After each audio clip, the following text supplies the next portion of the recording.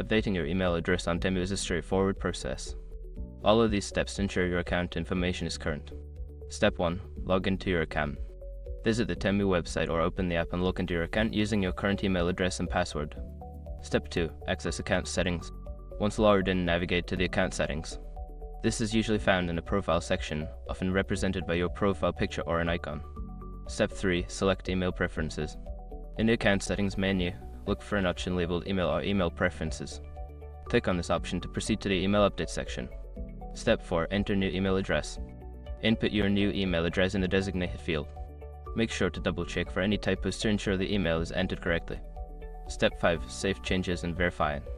After entering the new email address, save your changes. You may receive a verification email at your new address. Follow the instructions in that email to confirm the update. Once you have completed these steps, your email address on Temu will be updated successfully.